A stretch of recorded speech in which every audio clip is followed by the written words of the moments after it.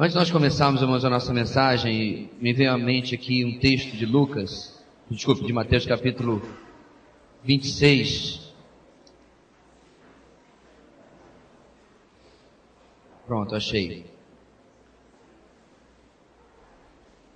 É bom orarmos uns pelos outros, irmãos? Amém. É bom nós orarmos, ponto. Amém?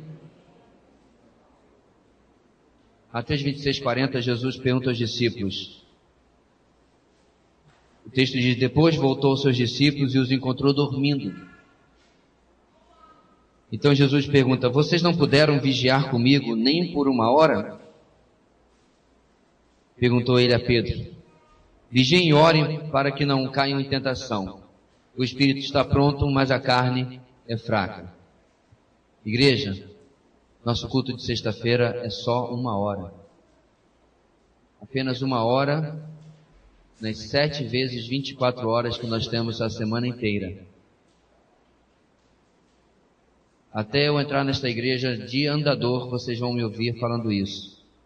Nós estamos falhando com o nosso Deus na intercessão corporativa, como igreja. Eu não sei como é você na sua casa, eu não posso falar sobre isso. Eu não sei como é você com a sua família, eu não posso falar sobre isso. Mas eu posso falar sobre a nossa reunião corporativa, como corpo local. Eu sei, meus irmãos, que a centralidade das Escrituras é fundamental. Eu sei que um louvor firmado na palavra cristocêntrica é maravilhoso, mas não se pode apartar o ministério de oração de uma igreja bíblica. Os reformadores também eram homens de oração, sozinhos e como igreja. Cá estarei na sexta-feira, às 20 horas, esperando que o Espírito Santo lhe incomode, de que tal como você, todos trabalharam ou estudaram. Tal como você, todos também estão cansados. E eu tenho certeza que Deus vai um dia finalmente vencer os nossos corações e nos trazer aqui para ouvirmos a sua voz também através da oração e falarmos com Ele. Pois bem, ok? Cá está, meus irmãos, de volta à nossa exposição de Filipenses. Depois de semana passada nós estávamos viajando e depois desta conferência maravilhosa, onde tratamos de muitos outros assuntos a respeito da palavra, voltamos para ela e voltamos para começar a terminar o capítulo 2 da série sobre a alegria do viver por Cristo diante de desafios ao crescimento na verdade. Vamos então, irmãos, para a nossa 7ª mensagem, no capítulo 2, versículo 19. Como os irmãos estão vendo destacado ali, nós vamos ler o capítulo 2, de 19 a 30, mas hoje nós vamos quebrar a mensagem entre a 7ª e a 8ª semana que vem, porque é o mesmo tema, mas sobre 2 pessoas diferentes. Então, Filipenses capítulo 2, versículo 19 a 24, 19 a 30, e aí nós vamos tratar só até o 24, ok? Estamos juntos? Espada para o ar? Não, já abriu, né? Ok. 19. Espero no Senhor Jesus enviar-lhes Timóteo brevemente, para que eu também me sinta animado quando receber notícias de vocês. Não tenho ninguém que, como ele, tenha interesse sincero pelo bem-estar de vocês, pois todos buscam seus próprios interesses e não os de Jesus Cristo. Mas vocês sabem que Timóteo foi aprovado, porque serviu comigo no trabalho do Evangelho como um filho ao lado de seu pai. Portanto, é ele quem espero enviar, tão logo me certifique da minha situação, confiando no Senhor, que em breve também poderei ir. Contudo, penso que será necessário enviar-lhes de volta Epafrodito, meu irmão, cooperador e companheiro de lutas, mensageiro que vocês enviaram para atender às minhas necessidades. Pois ele tem saudade de todos vocês e está angustiado, porque ficaram sabendo que ele esteve doente. De fato, ficou doente e quase morreu. Mas Deus teve misericórdia dele, e não somente dele, mas também de mim, para que eu não tivesse tristeza sobre tristeza. Por isso, logo o enviarei, para que quando o virem novamente, fiquem alegres e eu tenha menos tristeza. E peço que vocês o recebam no Senhor com grande alegria e honrem homens como este, porque ele quase morreu por amor à causa de Cristo, arriscando a vida para suprir a ajuda que vocês não me podiam dar. Muito bem. Versículo 19 ao 24, como ficou claro na leitura, irmãos, Paulo vai tratar de Timóteo. De 25 a 30, ele vai falar de Epafrodito.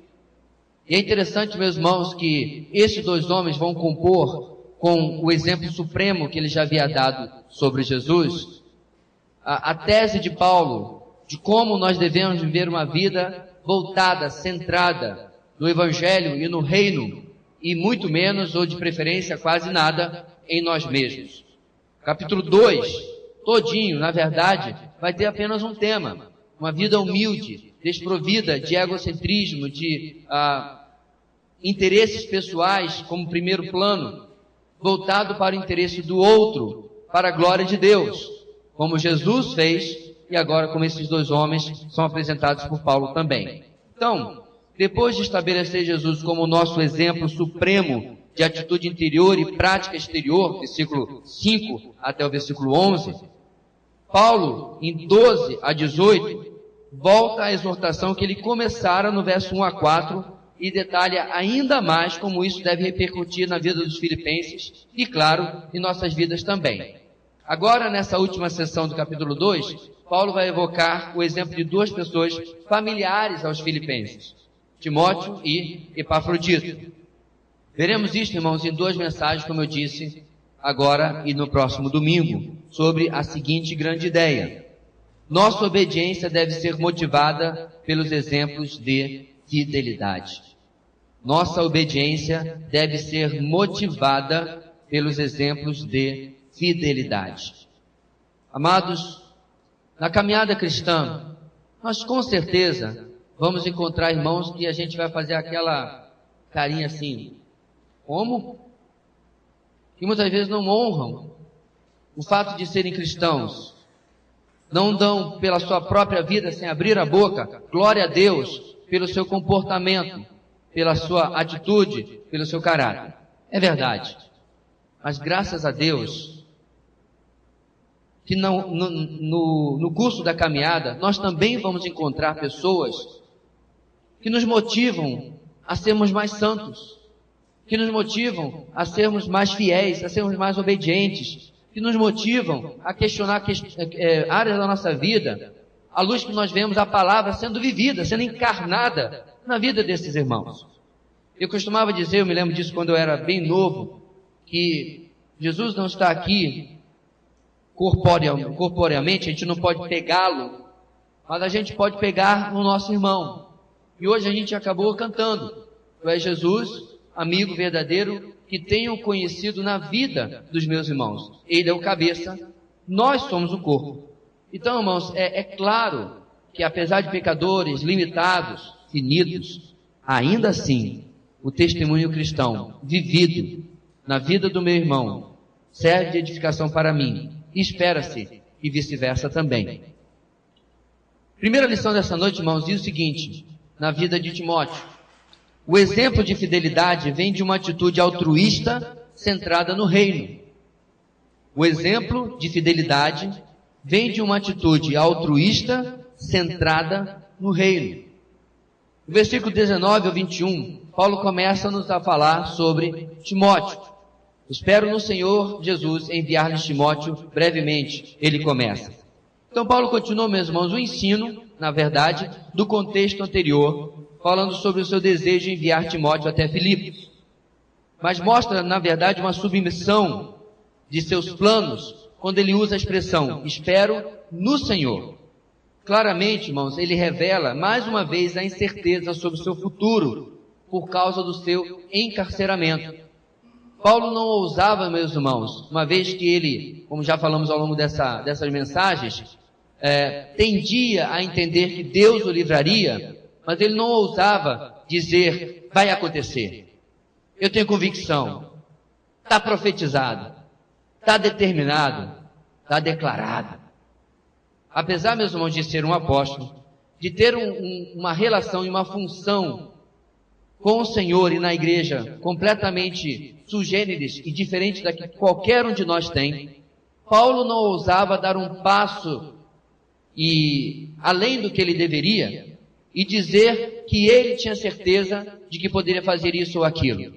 O que nisso, meus irmãos, já é um grande tapa de luva de pelica, né, como se fala, na igreja evangélica de hoje, que determina tudo, que se profetiza tudo, que se afirma tanta coisa. Mas o próprio apóstolo assume uma postura de humildade, dizendo, eu espero no Senhor, que ele poderia enviar Timóteo até os Filipenses. Seu objetivo, irmãos, parece a princípio que está sendo automotivado, que ele é a razão dele fazer isso. Mas veremos que havia mais nisso tudo. Contudo, realmente ele desejava que em seu retorno, Timóteo trouxesse mais boas notícias, notícias positivas daquela igreja que claramente agradava ao sofrido apóstolo. Então ele envia Timóteo dizendo, eu espero que ele volte com boas notícias, mais coisas do que estão acontecendo com você. Lembre, irmãos, não dava para Timóteo acessar o blog da igreja. Aliás, para Paulo acessar o blog da igreja. Não dava para Paulo assistir o culto ao vivo. Não dava para Paulo, né, a conferir os últimos twitters do pessoal de Filipos. Nós estamos aqui numa realidade em que notícia levava semanas para chegar de um lugar até outro. Vocês lembram que quando nós lemos na conferência sobre Esdras, ele leva meses para sair da Babilônia e para chegar em Jerusalém. Ora, muito tempo havia passado desde Esdras, mas, mesmo com as estradas romanas, levava muito tempo para que notícia chegasse. Então, ele desejava ter renovadas notícias de uma igreja que agradava muito ao coração do apóstolo. Irmãos, muitas vezes, em meio ao nosso duro ministério, é muito recompensador tomar conhecimento de bons resultados, de vidas transformadas e em progresso no Evangelho, quando fomos, pela graça de Deus, usados em favor dessas vidas. Como é bom, meus irmãos, por exemplo, para mim, que estou há tanto tempo longe da minha terra, e fiquei muito tempo sem reencontrar muita gente, ouvi de vez em quando alguém mencionar que foi abençoado, que foi edificado, que foi instruído de uma forma ou de outra. Há alguns anos atrás, a minha mãe se encontrou com um colega de condomínio onde eu morava, condomínio de prédios onde eu morava na Ilha do Governador. E eu reunia os amigos, que a gente tinha dois hobbies juntos. Um era jogar bola, obviamente, e outro era jogar War. Então a gente ficava longas horas jogando jogos de tabuleiro e jogando bola. E eu aproveitei então, já que eles eram tão próximos, e comecei a fazer um culto com aqueles amigos de bola e de tabuleiro. E, não para a minha surpresa, um desses amigos se encontrou com a minha mãe, e hoje ele é um crente no Senhor Jesus, congregando em uma boa igreja lá na minha terra. Aquilo foi de grande alegria, meus irmãos, porque você percebe, você nunca sabe o resultado daquela sementinha que você está plantando, daquele esforço que você está tendo, esforço, modo de dizer, trabalho que você está tendo.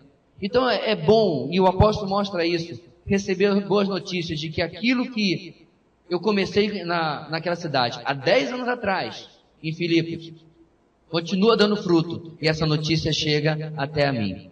Então no versículo 20, meus irmãos, ele dá uma qualificação, ele começa a falar sobre a pessoa que ele deseja enviar para Filipos. Ele diz, não tenho ninguém que como ele, como Timóteo, tenha interesse sincero pelo bem-estar de vocês. Não tenho ninguém. É interessante, irmãos, que eu fiquei pensando, peraí, e Silas? E Barnabé? Eu fiquei curioso o que os comentaristas pensavam sobre essa afirmação de Paulo, que obviamente não pode se referir à totalidade da igreja. Ora, e Pedro?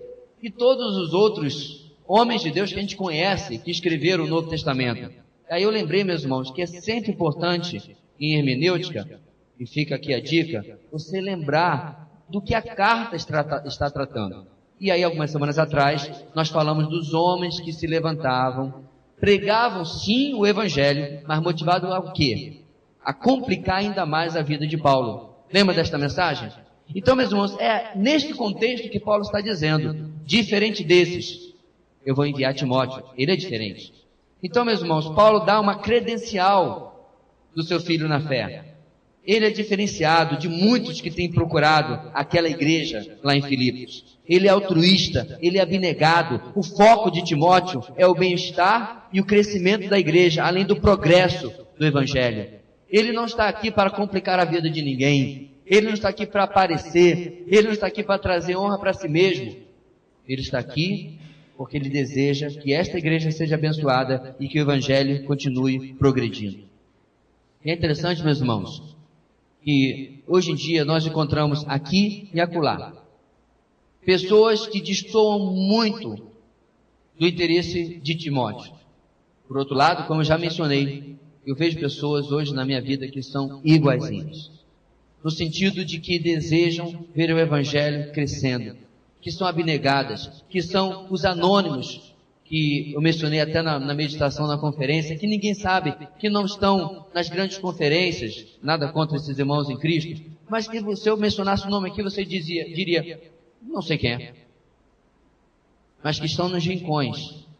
Eu me lembro de amigos e irmãos que estudaram comigo, hoje estão lá enfronhados no Amazonas, trabalhando com ribeirinhos, anônimos, desconhecidos, outros que estão nas tribos, outros que estão do outro lado do mundo, trabalhando com comunidades, trabalhando com lugares que nenhum de nós tem condição de chegar, ou não fomos chamados para chegar até lá, e ninguém os conhece, mas Deus conhece, porque eles têm vivido de forma abnegada, abrindo mão de seu conforto, da proximidade com a família, por causa do progresso do Evangelho. Muito bem, meus irmãos, Paulo não se refere a uma comparação generalizada com todas as pessoas quando ele fala sobre Timóteo. Paulo se refere, na verdade, muito provavelmente às pessoas que ele menciona no capítulo 1, que pregavam a Cristo por inveja e rivalidade, e não por boa vontade. E isso fica ainda mais claro no versículo 21. Olha o que Paulo fala. Pois todos buscam seus próprios interesses, e não os de Jesus Cristo. É importante, meus irmãos, nós sempre reafirmarmos, é importante nós sempre lembrarmos, não há, de maneira nenhuma, lugar para destaque na igreja do Senhor. Não há lugar para holofotes ou para se colocar debaixo de holofotes na igreja do Senhor. A igreja é de Jesus, a glória é dele. O trono não está sendo disputado, o trono não está vago, o foco é todo nele. Nós somos todos nivelalmente co-servos de um só Senhor. É interessante, meus irmãos, que o próprio apóstolo Paulo se retrata desta maneira, e eu tenho absoluta certeza que nós sabemos que este homem foi muito importante. Então, como é que nós tratamos, meus irmãos, essa coisa meio paradoxal, onde nós temos pessoas que claramente, no meio cristão, como os escritores bíblicos, como os grandes personagens na história do cristianismo, que sim, receberam algum destaque, em contraste com, aqueles que eu mencionei agora há pouco, os anônimos, os que estão enfronhados na floresta, aqueles cujo nome você não sabe, eu e você. Nós encaramos, meus irmãos, com a forma como a graça de Deus se manifesta na vida de cada um de nós. Esse é o grande problema quando alguém aspira grandes coisas, até ministerialmente. Eu já acho complicado, meus irmãos, quando alguém aspira grandes coisas materialmente. Estou fazendo direito porque eu quero ser juiz. Será que Deus quer que você seja juiz? Deus pode querer que você seja um advogado de porta de cadeia. Eu estou fazendo medicina porque eu vou curar o câncer. Talvez Deus queira você num pronto-socorro lá na última periferia, onde já começa o lavrado. Eu vou fazer engenharia e arquitetura porque eu vou construir grandes obras e meu nome vai ficar para a posteridade, como Niemeia. Talvez Deus queira você no programa Bem Morar.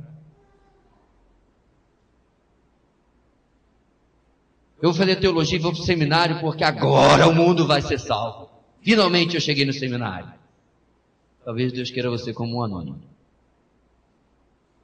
Isso é interessante, meus irmãos, porque se Paulo não tivesse colocado o nome de Epafrodito nas páginas de Filipenses, eu e você não saberíamos quem ele é.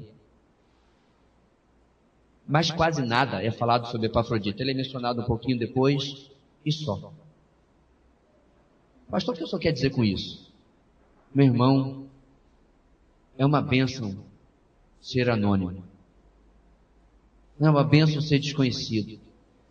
É uma bênção que o Senhor Jesus receba toda a glória e que Ele use você conforme Ele deseja usar.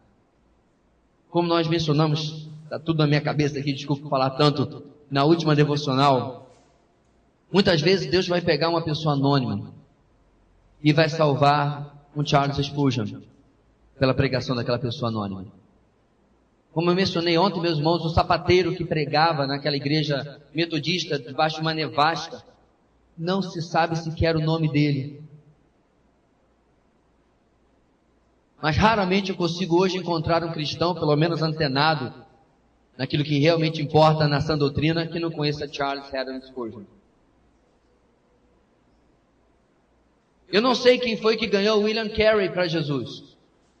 Mas o pai de missões modernas deixou uma marca para toda a eternidade no país da China. Eu não sei quem ganhou a Adoniram Hudson para Jesus.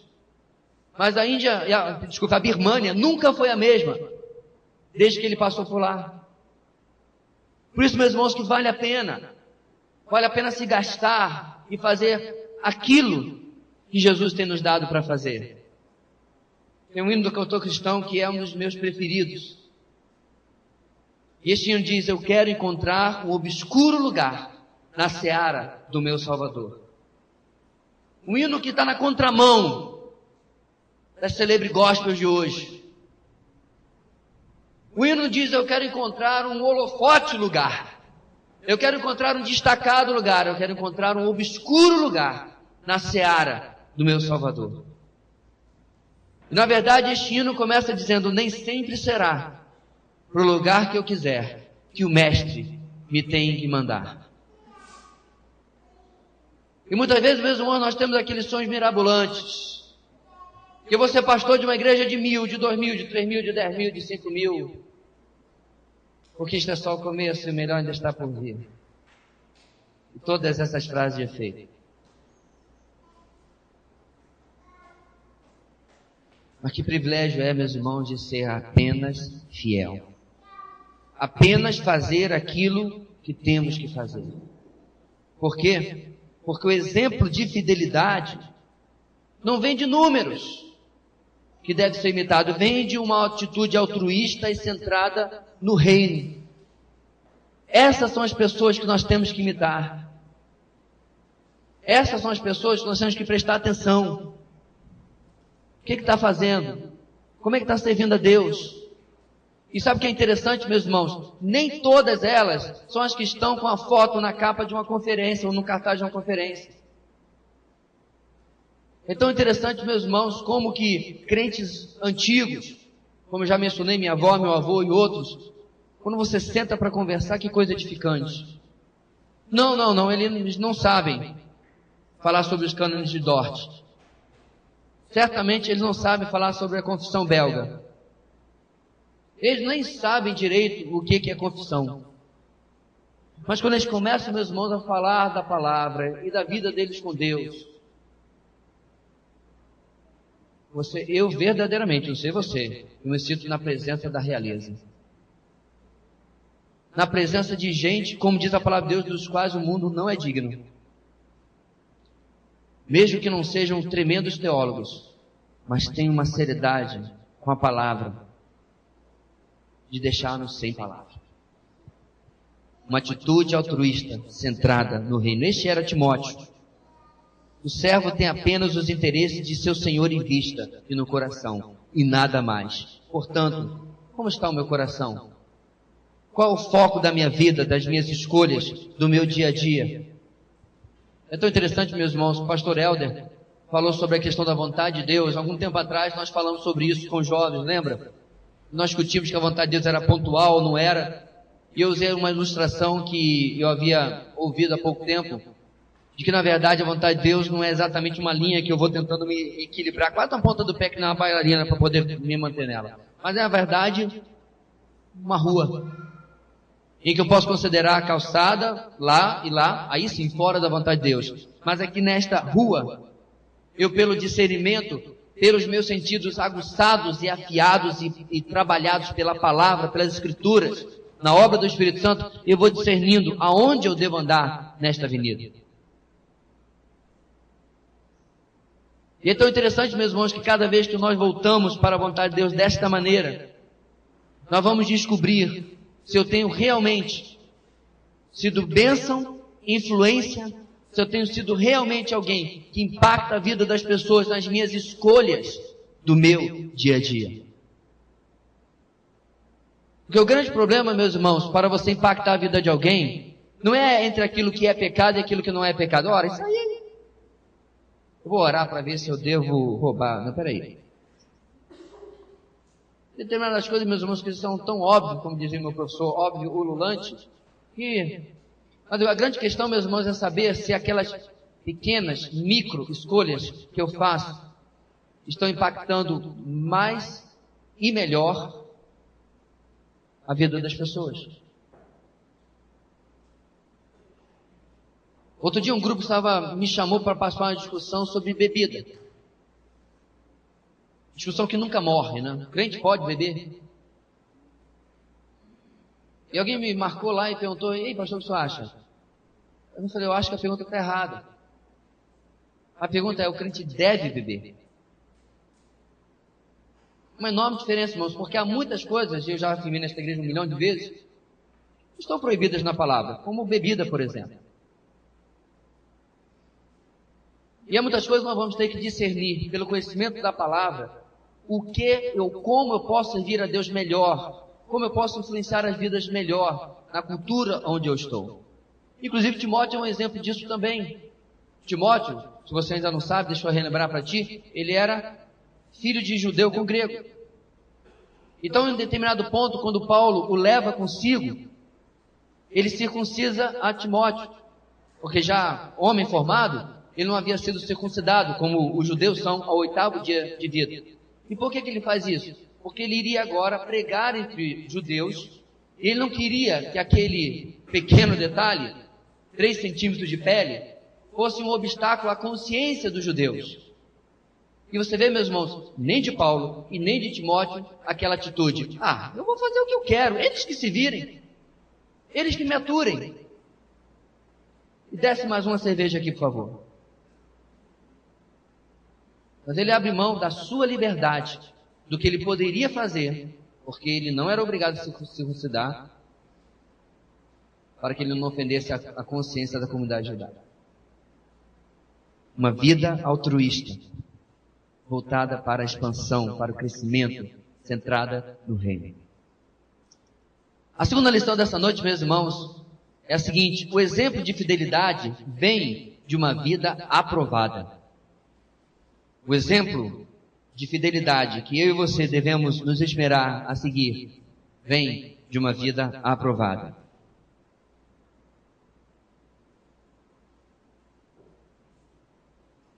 Então, meus irmãos, continuando o pensamento do versículo 21, sobre aquilo que ele havia falado sobre Timóteo, de alguém que não busca os seus próprios interesses, no versículo 22, Paulo diz: mas vocês sabem que Timóteo foi aprovado porque serviu comigo no trabalho do evangelho como filho ao lado do seu pai. Paulo continua o ensino do contexto anterior com este mas, que já comunica que Timóteo não é como os outros. E reparem, meus irmãos, que Paulo se refere a ele como sendo alguém conhecido pelos filipenses.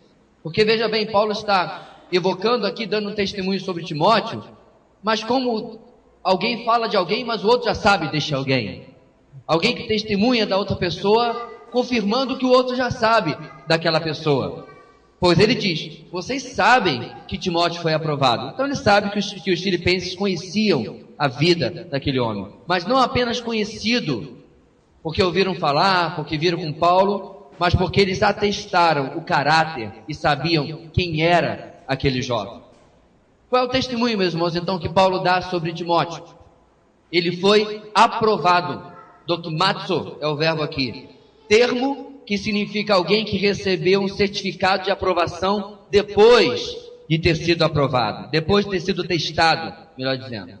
Trata da experiência de ter passado pelo teste, mas enfatizando o fato de que o resultado da qualificação foi positivo. É mais ou menos como aqueles testes que aparecem no programa de televisão, o Inmetro é chamado, né? Vamos testar aqui a embalagem tal, vamos testar aqui o produto tal. E depois de exaustivos testes, ele recebe o quê? Um selo do Inmetro. Passou no teste. É confiável. A cadeira que você está sentada, diz o fabricante, diz o que está no site, que ela aguenta até 90 quilos, tranquilamente. Eles me deram uma olhadinha assim, ui. Estou no limite. Se ela quebra com 30 ou 40, alguma coisa deu errado na produção e o teste de qualidade não comprovou aquilo que o Inmetro havia certificado sobre esta cadeira. E assim vai.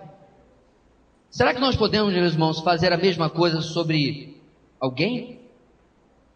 E onde está então a aprovação de Timóteo? Talvez ele tocava bem, talvez ele pregava bem, né? Dependendo do gosto do freguês, bem tradicionalmente, bem pentecostalmente, não sei. Então, nessa forma de pregar, as pessoas diziam: esse cabra é bom. Vamos lá, porque esse aí é ungidão, esse aí vamos lá.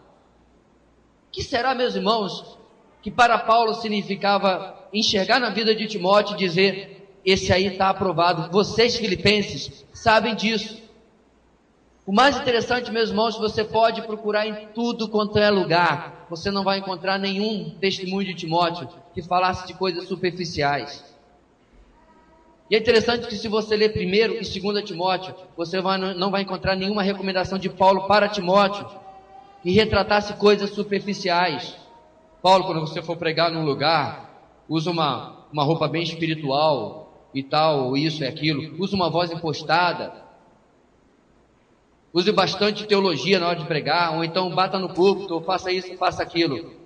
Tudo tem a ver com foco ministerial e com o caráter de Timóteo. Ou seja, meus irmãos, em que ele é aprovado? No Evangelho. Este é o padrão. Não se é um pregador vistoso, não se ele dá boas palestras, não se ele é engraçado, não se ele é amiguinho das pessoas, antes, se ele é fiel no trabalho do Evangelho. Inclusive, meus irmãos, pela advertência de Paulo, no 1º capítulo da carta a Timóteo, ele provavelmente era um rapaz mais retraído, mais tímido. Tanto que Paulo diz: olha, Deus não nos deu espírito de covardia, tá? Firme aí, vai aí, porque estou colocando você numa furada, para não dizer outra coisa. Eu estou colocando você numa tarefa difícil, mas tenha coragem, não seja tímido. E é tão interessante, meus irmãos, porque muitas vezes as pessoas admiram pessoas por aquilo que pregam, porque pregam bem, ou porque pregam do jeito que elas gostam. E falham em verificar o conteúdo do que é pregado. E mais, o conteúdo do que é vivido. É tão interessante, meus irmãos, que quando eu conheci alguns dos meus professores, logo no começo do seminário, eu ficava prestando atenção na capela. Nós tínhamos culto de terça a sexta de manhã. Café da manhã, logo depois, culto na capela. E alguns, nem de longe você diria: este é um grande conferencista. Não. Falavam pausadamente, calmamente, alguns até de forma enfadonha, pelos padrões de retórica e de palestra. Mas aí, eu comecei a prestar atenção no conteúdo do que estava sendo pregado.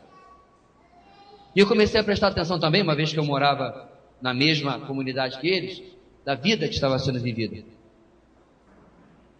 E eu comecei a perceber, meus irmãos, que um dos grandes problemas é que tem muito pregador hoje que não prega nada que se aproveita, e a vida lá também não é muita coisa que se imite. Um duplo erro em relação ao padrão que Paulo coloca aqui. O foco da aprovação de Timóteo era no Evangelho. E mais, o termo que nós acabamos de ler, que diz que Timóteo serviu comigo no trabalho do Evangelho, literalmente, meus irmãos, significa que Timóteo escravizou-se pelo Evangelho. Sim, aqui é um verbo que vem da famosa palavra doulos, servo, escravo. Escravizou-se pelo Evangelho em lugar de usar o Evangelho para sua promoção pessoal. Novamente, tapa de pelica na igreja evangélica moderna, onde muitos usam o Evangelho para sua promoção pessoal, para ter o nome, não sabendo que vão ser cobrados por isso.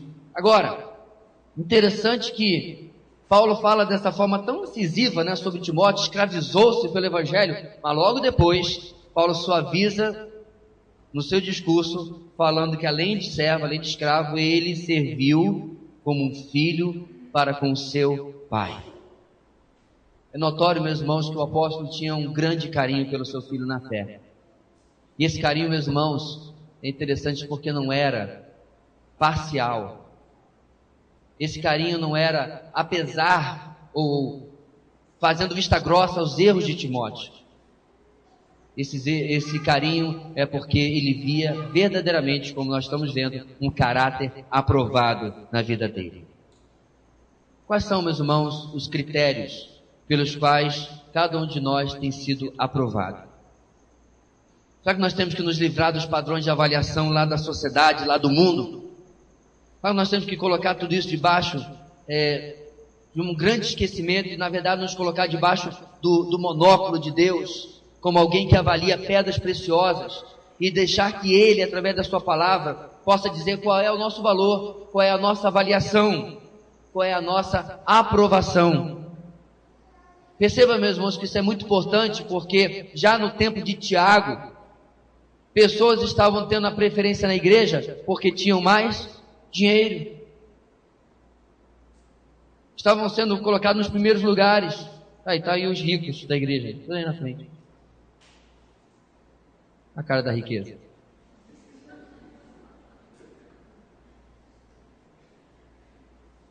E Tiago critica a igreja no primeiro século. Então você vê, meus irmãos, o coração do homem nunca mudou. É a mesma coisa.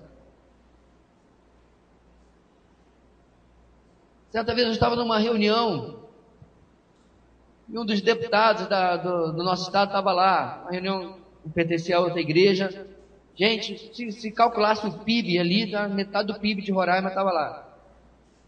Lá estava o pastor, que na época de cair moço a gente tem, né? Mas vivo estava difícil.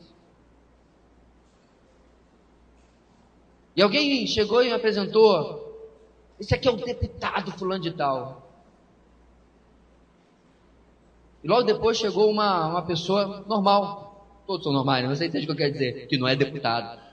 Aí eu cheguei: tudo bem? Prazer, viu? Seja bem-vindo. E deixei no vácuo e fui falar com outra pessoa. Irmãos, sinceramente, eu não tratei mal, mas eu fiz de propósito. Não fui grosso, não fui rude, cumprimentei. Como é que você está? Boa noite. É muito bem-vindo. Gastei ali uns bons 30, 40 segundos. Depois fui dar 5 minutos de atenção ao desconhecido que havia chegado. Porque estava todo mundo como um satélite ao redor do deputado. Isso é ofensivo, meus irmãos, aquele que não tinha onde repousar a cabeça. Nisso que Jesus fala sobre si mesmo. Nós temos, meus irmãos, que recusar o padrão de avaliação do mundo, onde a pessoa é mensurada pelo carro que dirige, pela roupa, ou a etiqueta da roupa que veste, pela casa que mora, e assim por diante, pelo título que carrega. Certa vez, quando eu trabalhava numa organização de saúde, eu me referi, ai de mim, coitado de mim, me referi à pessoa pelo nome. E ela me corrigiu: não, doutor fulano. Eu estendi a mão e falei: muito prazer, pastor Joverci. A gente vai falar de título agora aqui. São coisas, meu irmão, da nossa sociedade que eu simplesmente não tenho estômago para aguentar. E que infelizmente nós vemos na igreja do Senhor, porque eu já fui numa igreja e que depois da terceira vez em que o médico que estava ali presente foi chamado de doutor, eu quase me levantei e fui-me embora. Porque ali ele não é nada mais do que um irmão em Cristo. Diz passagem, lembrando, né, nem doutor ele é, porque não tem doutorado, mas é outro assunto. Fato é, meus irmãos, de que nós somos o tempo todo contaminados com avaliações que não são bíblicas, que não tem nada a ver com as Escrituras. Quando na verdade o que Deus deseja de nós é uma avaliação que venha por princípios de caráter, princípios de índole, princípios do foco no Evangelho. Então, meus irmãos, Paulo fala para aquela igreja: este é um homem em quem vocês podem confiar. Porque este é um exemplo de fidelidade que vocês podem copiar, porque vem de uma vida que já foi aprovada nas prisões, na perseguição. Ele comeu comigo não apenas o bom pão asmo, bem cozidinho, bem feito, não. Ele comeu também o pão amassado, o pão aguado. Ele não esteve comigo apenas quando estava todo mundo aí em Filipos, gostando da gente, não. Ele esteve comigo em cidades onde não gostaram da gente, onde nos perseguiram. Ele é aprovado. E finalmente, meus irmãos, versículo 23 a 24, Paulo volta então: portanto, é ele quem espero enviar. Paulo estabelece que o prazo do envio de Timóteo dependia apenas de que ele compreendesse melhor o que iria acontecer com ele mesmo, com Paulo. Paulo esperava que não apenas Timóteo fosse, mas que ele pudesse ir também. É o que ele coloca aqui. Então logo me certifique da minha situação, confiando no Senhor, que em breve também poderei ir. É aquela história: aqui está a minha confiança, mas depende de Deus. Eu sei que eu posso vencer esta luta, mas depende de Deus. Eu sei que eu posso vencer esta enfermidade, mas eu estou nas mãos do Senhor. Eu sei que eu posso vencer essa luta, esse deserto, esse vale, chame do que quiser, mas depende do Senhor. Depende dEle. Para Paulo, meus irmãos, não era a caneta do magistrado que era a autoridade final sobre a sua vida, mas era o nosso Deus, o Deus dele e nosso. Irmãos, quantas vezes nós olhamos para os que tomam decisões que nos afetam, como se eles mesmos fossem os inimigos que nos negam algo, ou por outro lado, como se fossem eles mesmos as pessoas que estão nos proporcionando algo que nós precisamos. Então deixa eu colocar aqui bem claro: quando alguém, de forma simpática ou rude, lhe nega alguma coisa que é seu direito, Deus está usando, meus irmãos, a gentileza ou a rudeza da pessoa, não importa, para manifestar a porta fechada, a vontade dele não na minha e na sua vida. Amém? Da mesma maneira como aquela pessoa revestida de qualquer tipo de autoridade abre a porta e lhe dá um redondo e lindo sim, quer seja sorrindo ou apenas vai, entra, é Deus dando um redondo e bonito sim para você. Compartilhava com o pastor Helder, a gente falava de cursos no exterior e das conferências que ele foi, e eu falei: não podia, eu falei que do meu visto que foi negado. E é tão interessante, meus irmãos, eles negam com um sorriso, né? No momento não vai ser possível. E você agradece pelo vidro blindado. Mas o fato é, meus irmãos, que do guichê dele até lá fora, no restaurantezinho, no lanche que onde minha irmã me esperava, o que eu vinha batalhando com o meu coração é: você não vai se revoltar. Você não vai, como a gente dizia lá quando era pequeno no Rio, você não vai querer esganá-lo só um pouquinho. Porque não é ele que está lhe dizendo não. Aí você pode me interromper dizendo: pastor, deixa eu lhe interromper um minutinho, mas foi ele que lhe disse não. Você não entendeu o que eu acabei de falar aqui? Compreenda, meu irmão, que a autoridade para manifestar a vontade de Deus, ela pode inclusive agir de maneira ruim com você. Porque quando a autoridade age de maneira rude, adversa, e lhe dá um não, duas coisas Deus está trabalhando na sua vida. Número um, é você lidar com gente difícil, com gente que atravessada, né? Gente que acorda virada na cama, não sabe o que tem de bom no dia. Número 2, você lidar com o não dele. E esperar no Senhor para saber aquilo que ele tem determinado sobre a sua vida. Paulo termina a sessão sobre Timóteo com mais esta lição para nós, mostrando, meus irmãos, que tal qual o seu filho na fé, Paulo também tinha uma vida aprovada. Filipenses capítulo 4, nós vamos ver daqui a um tempo, e quando a gente chega lá, ele vai nos ensinar que aprendi a viver em toda e qualquer situação, sem passar fome e sem ter em abundância. E aí ele termina como? Tudo posso naquele que me fortalece. Eis aí o contexto do versículo. Está saudável? Tudo posso. Está doente? Tudo posso. Dinheiro no banco? Tudo posso. Está no vermelho no banco? Não deveria estar, mas tudo posso. Roupa de grife, sem grife? Carro importado ou fusquinha? Casa própria ou alugada? Não importa, meus irmãos. As circunstâncias da vida não se podem comparar com a glória que há de ser revelada. Esta é a visão do reino, é largar, é despir-se, é despojar-se de tantas coisas que nos agarram, que nos prendem, que nos atrapalham correr. Muitos de nós, meus irmãos, estão correndo a carreira cristã, que é uma maratona, mas está indo carregando um monte de coisa. Você já assistiu uma maratona? Tenho certeza que sim. Uma camisa leve, o máximo que pode, né?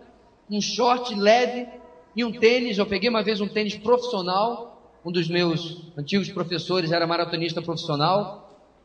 E eu peguei o tênis dele, parecia uma meia, parecia uma pluma. Leve, porque ele tem que estar leve para poder correr. E a ilustração, meus irmãos, é perfeita na vida cristã. Sabe por que Paulo não está aperreado nessa prisão romana? Porque ele era um homem sem amarras. Não havia velcro na vida de Paulo que o grudasse as coisas deste mundo e a este mundo e o impedisse de correr a carreira a qual ele insistia com as pessoas que deveriam correr. Porque os problemas, meus irmãos, vão acontecer provavelmente até esta semana. Essa não é a questão, este não é o ponto. O ponto é como eu vou lidar com eles, se eu serei aprovado ou não. O exemplo de fidelidade vem de uma atitude altruísta centrada no reino, e vem também de uma vida aprovada, de examinar, de observar esta vida como modelo para nós. Por quê? Nossa obediência deve ser motivada por esses exemplos de fidelidade. E saiba, meu irmão, é bem possível. Não se considere assim, eu sou só o que olha. É bem possível que alguém esteja lhe observando. É bem possível que alguém esteja sendo edificado pela sua vida. É bem possível que alguém esteja aprendendo com você. Aliás, nós tínhamos um costume no seminário, toda vez que tínhamos acampamento ou um evento assim, entre os alunos, que era praticar a comunicação positiva. Que é você chegar diante do irmão, não é bajular, não é colocar a pessoa, não é idolatria, não é vaidade, nada disso. Mas se você reconhecer na vida daquele miserável pecador, você dizer, meu irmão, nesta área você tem sido exemplo na minha vida. Eu observei como o irmão passou pelo seu desemprego e eu fui edificado. Eu percebi e eu observei como o irmão passou pela sua enfermidade e eu fui edificado. Ou eu percebi como o irmão encara até a vitória na sua vida e eu fui edificado. Porque contrasta muito com o que eu tenho visto, com o que eu vi na minha vida. Nós somos, meus irmãos, na verdade, uma comunidade de mini espetáculos uns aos outros. Espetáculos da graça de Deus. E é isso que nós devemos ser, na semelhança dos homens que estão sendo destacados no texto de hoje. Feche os olhos comigo, vamos orar. Vamos colocar a nossa vida diante do Senhor. Vamos nos colocar, meus irmãos, debaixo do monóculo do avaliador, que é o nosso Deus. Ore para que pela sua palavra Ele possa prescrutar cada área da sua vida. Sua forma de falar, sua forma de se comunicar, sua forma de se portar, sua vida de pensamentos, a administração do seu tempo, o uso dos seus dons, seus talentos, o uso do seu dinheiro, dos seus bens, seu evangelismo, seu discipulado, seu trato com a palavra, tantas áreas mais que podemos lembrar. Examina nosso coração, ó Deus, e vê se há em nós algum caminho que precisa ser retificado, precisa ser consertado.